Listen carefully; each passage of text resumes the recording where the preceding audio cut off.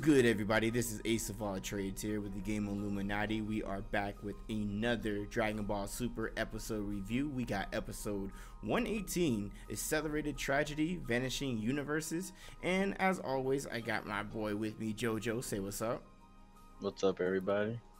Alright, you guys. So, we called it before. It was kind of pretty obvious from the writing and whatnot, but to everybody's kind of surprised, not really surprised at all, Universe 6 and Universe 2 were eliminated in this episode. And to start it off, before handing it over to JoJo, it was kind of obvious that there was going to be multiple universes because look at the title itself, Vanishing Universes.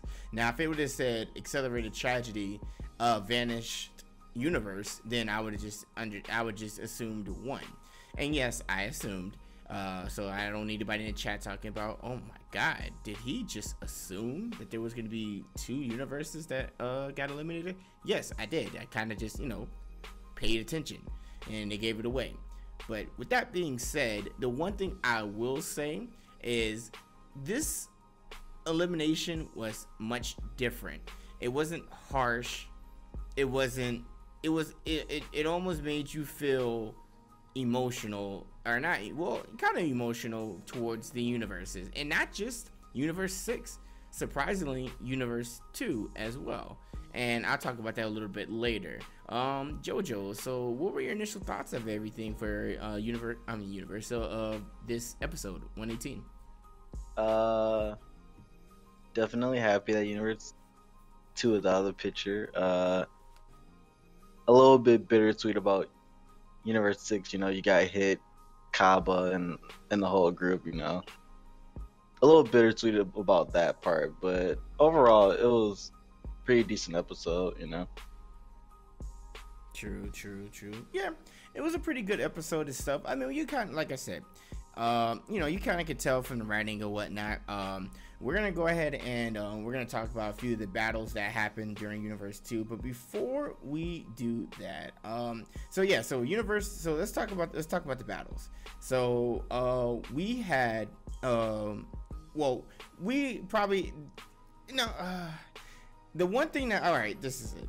The one thing that stood out about this episode to me that I thought was really, really cool was, technically, we got another father-son Kamehameha. Technically, because there was two sides of the story going on right now within this episode of 118. You had Goku, Android 17, and Android 18 going against. So basically, you had three of the Universe 2's last people, and due to this transformation, or the power of love that we continue to talk about when it comes to Universe 2, they were able to transform into, and I guess they're dubbing this the magical girl transformation, because literally they took the form that Ribian and the other characters took. So it was actually kind of interesting to see them transform into male versions of what Ribian and the rest of her girls look like. That was a little like, huh? But that happened, and Goku, Android 17, and 18 were going about that.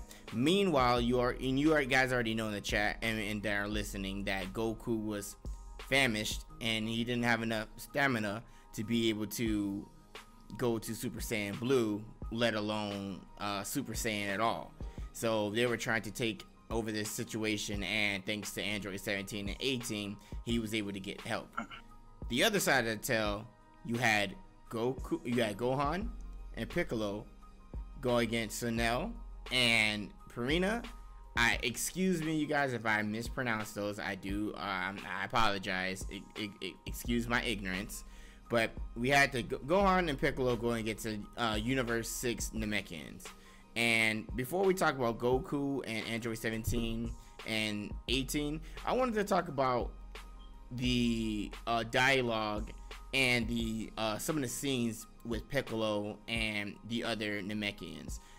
When you think about it, it actually was really, really sad, because literally the whole Namekian I wouldn't say the whole entire like race, but a majority of them gave their lives to fuse with the two representatives of the Namekians for Universe 6.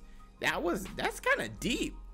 Like, you know, your universe is on the brink of extinction, or not even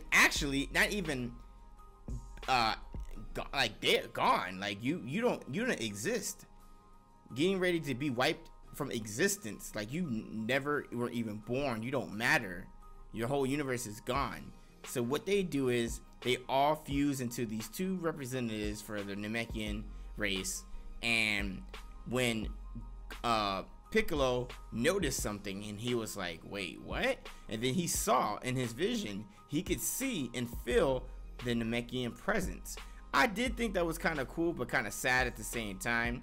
But let's talk about this.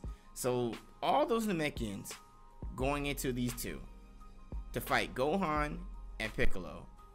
Meanwhile, Piccolo himself has fused with Nell and has fused with Kami, which we get a little appearance for those two as well. What were your thoughts about that battle, Jojo? So in particular, the Gohan and Piccolo fight, I thought that was a very good fight. You know, mentor student relationship, fighting together. That was pretty cool. And like you were saying with the whole Namekian thing, you know, Piccolo sensing that and seeing, like, you know, through his vision or whatever, like all the Namekians and stuff. That was pretty interesting to see that, right. And to see him sort of overcome his own sadness of that race being erased by defeating them, you know, that was pretty cool. And the special beam Kamehameha, as I'm going to call it now. The special beam Kamehameha. Really like that. Yeah. Are we talking about the failed one, or are we talking about the one that actually got off? The one that got off, yeah. Okay, true. That was pretty cool. I definitely like that fight more than the Sailor Moon Part 2 bullshit. But that's just my opinion. Yeah, I feel you. I can understand that. I did think, like I said, I was actually really intrigued with the Gohan and Piccolo battle. I think that was really dope. And yeah, you bring up a good point about the whole master and student relationship and like seeing them fight with each other. I mean, they've actually have stuck to their plan of trying to, you know, for the most part, besides Frieza and besides Vegeta and Goku, everybody else has stuck to Gohan's plan of utilizing their numbers. Everyone. I mean, when it got to a point of sacrifices, like Master Roshi, like yeah, like even like everybody like had continued to go with Gohan's plan, which is good to see. But you see the chemistry and the bond that Gohan and Piccolo had. And there's a scene within the episode where Piccolo thought it made it look like Piccolo had died, but what ended up happening is he went deep within his conscious to see Nail and Kami, and they pointed directly towards Gohan because Gohan had saved him. So here comes that teacher-student relationship and having his back and everything along those lines. And Gohan basically putting the blame on himself and saying that try to hold up again. So we see Mystic Gohan go against, well, I believe it's Mystic Gohan, or going against the other two Namekians while Piccolo holds on for in charging his special beam cannon. Then we got Goku. And we got Goku, Android 17, Android 18, Zerloin, Rabrana, and Zarbato, excuse me, like I said, excuse me for the pronunciation of those names. I apologize for not announcing those or saying those correctly. I apologize. Don't rip me too bad in the comment section, because I know how you guys are, because you guys know how to say every single thing correctly, and you guys never make mistakes. I am not perfect. You guys are. I am sorry. Anyways, so yeah, so we have that battle, and like I said, they go through the transformation due to the power of love. And the one thing I thought was actually crazy, I thought was corny, that the fact that they were able to transform, and they didn't even give them their own transformation. They just transform into what the girls transform into, which is kind of interesting. That was pretty. Yeah, like y'all couldn't have anything else, but maybe that was maybe that was their way of humor. I thought that was pretty corny. Yeah, like I wouldn't have mind if they like had a different transformation, I guess. Although I'd still be kind of skeptical on that. But the fact that they transformed into the same thing, that was just a little over the top for me. Right, like they changed to the exact same thing. So I'm sitting. They even used the same attacks patterns and stuff too, which was like really confusing, considering that by when they were first introduced, and I mean like Brienne and the other two, when they were first introduced, it seemed like their fighting styles were unique for them, and it turns out that it wasn't at all. And it kind of takes away the whole Brienne and the other two idols being sort of unique and having their own fighting style. It kind of takes all that away, which takes basically their whole character away, except for all the annoying shit that they do. Right.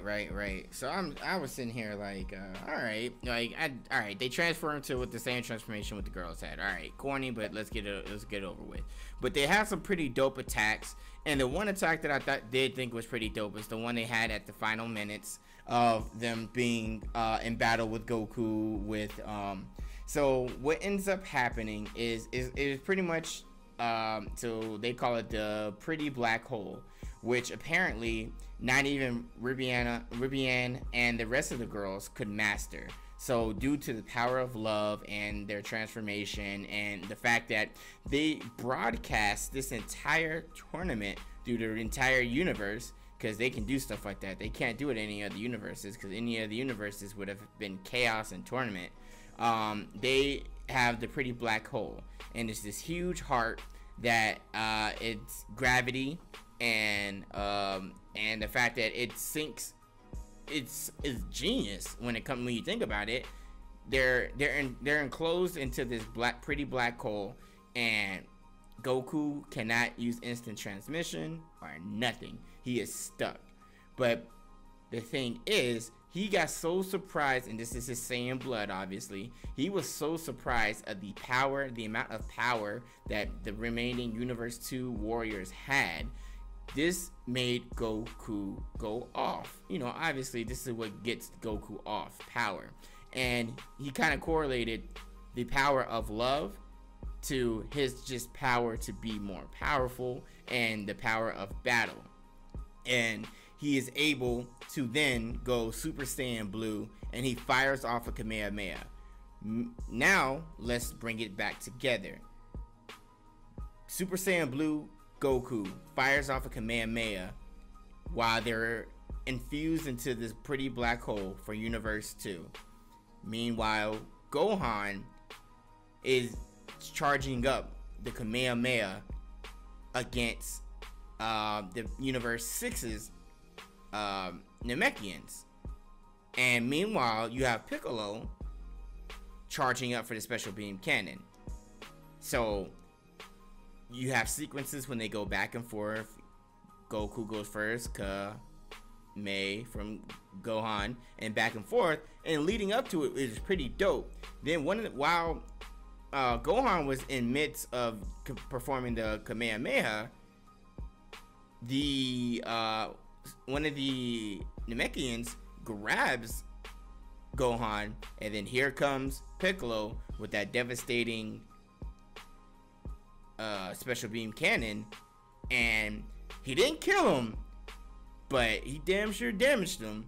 And then you get the father-son Kamehameha, and this, I don't know, maybe this is just negative thinking. but I feel like they did this to kind of get everybody's hopes up of, oh man, Gohan is back. They hit him with the father-son Kamehameha, even though technically it's not it. I mean, it's just them doing it at the same time, but for different enemies. I don't necessarily I mean, would you consider this the father-son Kamehameha? I mean, it's not exactly the father-son Kamehameha because they're not aiming directly at one person together, but exactly. It's a good shout out. Right. Though. Yeah. I think that's what it is. Cause literally, you see they pan over the stage itself, and then you see Gohan and Goku both emit their Kamehamehas and eliminating Universe 2 and Universe 6. Now, they've been doing a lot of throwbacks to old maneuvers. Oh yeah, absolutely. I'm not mad at that. I mean, that's fine. Yeah. So it seemed like they're trying not to exactly copy it, but kind of try to make it their own, which is kind of cool. Gotcha. So now we get to it. Universe 2 and Universe 6 elimination. Now, of course, people were talking about what's going to happen with Beerus and Champa, because obviously Beerus is and Champa are brothers. And we've seen a lot of dialogue between them throughout the episodes ever since he was introduced. And they've gone back and forth and whatnot. And even though they're so competitive, at the end of the day, I mean, they clearly care for each other. I mean, if you go back to a few episodes back when they first had introduced the different universes, and they had the little tournament between Universe 6 and Universe 7, and Beerus won, and he was able to summon with the Super Dragon Balls. He ends up wishing back Earth for Universe 6 for his brother. So it's clear that they care. Now, Universe 6 handled this much differently than I thought. They were upset, but they were proud of their warriors and their fighters. And there was a scene where Khalifa was going for the two Namekians to fulfill her promise that she was gonna beat them if they didn't win, even though she was happy, and she was proud of how they fought, and she turns Super Saiyan and starts chasing them around. Meanwhile, one of them got a hole in their chest. Then you got Kaba wishing Vegeta luck, because Kaba, and this is true, Kaba, and I think this is true, they're gonna wish back Universe 6. I feel like they are. I really feel like they are, and I think this is why Universe 6 went out the way they did. And while Champa goes out, so basically Vados is upset. Obviously, even though she makes fun of Champa, she does care, but she's already sitting next to Whis and Universe 7. It is obvious that there is a strong connection, because I believe they're all brothers and sisters with the angels, because the Grand Priest is their father. At least I think they're all brothers and sisters. But I do know that Whis and Vados are close, so Vados was over with Whis, and she was saying her goodbyes, and Champa was like, hey, why are you over there? But he understood. And then the scene comes, Champa and Beerus's goodbye for the moment. And Champa, being Champa, basically makes a goofy face before he leaves and sticks his tongue out at Beerus. And Beerus pretty much it almost seemed like Beerus, and I don't understand this, and maybe you can tell me, either Beerus wished his brother would have actually said something, or he was telling himself he should have said something. What do you think, Jojo? I think it's more so, just because of how the relationship is. Champa didn't say anything just solely because they're both competitive, and he doesn't want to be like, and he doesn't want to say good luck, but he does have those intentions, and he does probably want Beerus to Universe to end up winning, but just because of his nature, he won't he'll never say it, but that's his intention. And Beerus probably just want him to actually like say good luck or something. But I'm sure he understands why Champa didn't say anything. Right. It was interesting, but I'm sure that's not the last time we're going to see Universe 6. I truly believe that. Now, Universe 2. Very, very surprising. Kind of. Maybe.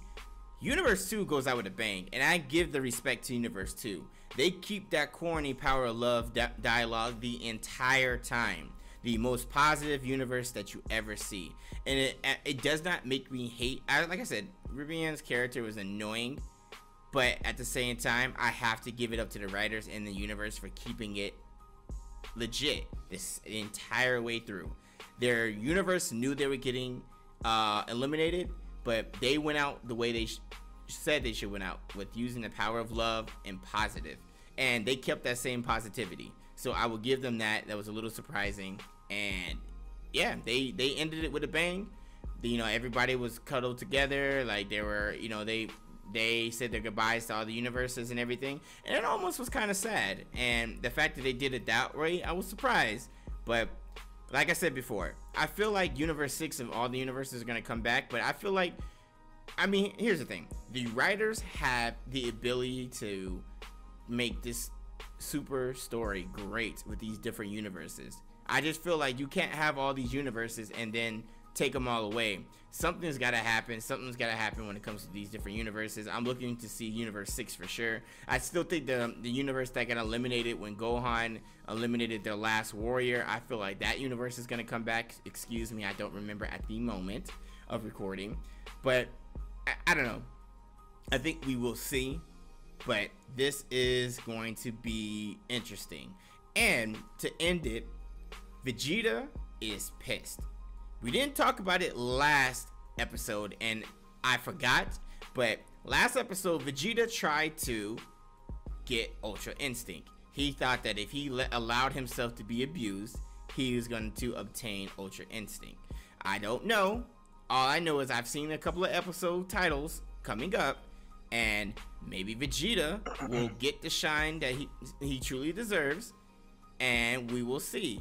If Goku, if Vegeta gets Ultra Instinct, man, that's gonna, whew. Now, and we haven't even talked about what ends up happening. Let's say Universe 7 wins. What ends up happening, and this is when I think Frieza is going to get a more dialogue, because the last person standing on your universe gets the Super Dragon Balls. So, with that being said, we have to, and later on, gonna have to have the conversation if Universe 7 wins. What's gonna happen between Frieza, Vegeta, and Goku if they're still alive?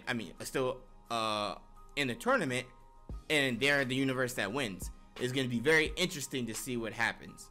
But I guess we'll have to wait and see. Next episode that we have is the Unavoidable, the Fierce Stealth Attack. Now these are going to be the characters that we haven't seen before. The small characters that have been rumored and talked about, that they're there, but you can't really sense them. It's very faint. This is going to be that episode where they're trying to take over. But with that being said, Jojo, is there anything else that you would like to talk about this episode? No, I think we covered everything. Right. Yeah. All right. So this has been episode 118. Once again, the accelerated tragedy, vanishing universes.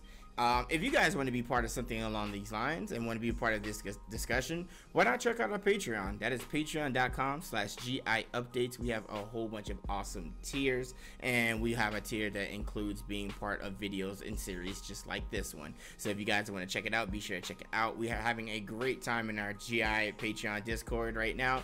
The main game we've been playing with our guys in the Discord, like guys and girls in the Discord right now, has been Destiny 2. So if you're playing Destiny 2 and you want looking for a community to play with, hey, you've been in our streams. The majority of us stream, and you guys can see it. We're having a great time, and it's just a lot of funny moments. So if you want to be part of that, check out the Patreon. Once again, that's patreon.com/GI updates. Also, if you guys are into anime, I mean, you guys could just be watching this because you just enjoy and want to support. But if you guys are into anime, if you check out Funimation.com and you use code Illuminaughty, you actually will get the first 2 weeks free, so 14 days, and then afterwards you'll get a discount on the first month of the premium service. Right now I'm currently watching Dragon Ball Super, and I'm watching Juni Tyson, which videos will be dropping for that soon as well with TBH and Black, right now with Funimation. So if you guys want to check it out, once again, that is code Illuminaughty, and it's in the description box below, so check that out too. We really do appreciate the support. Keep all the comments and everything down in the comment section. Thank you guys so much. This has been Ace of All Trades and JoJo for the Gaming Illuminati, and we out of here. Peace.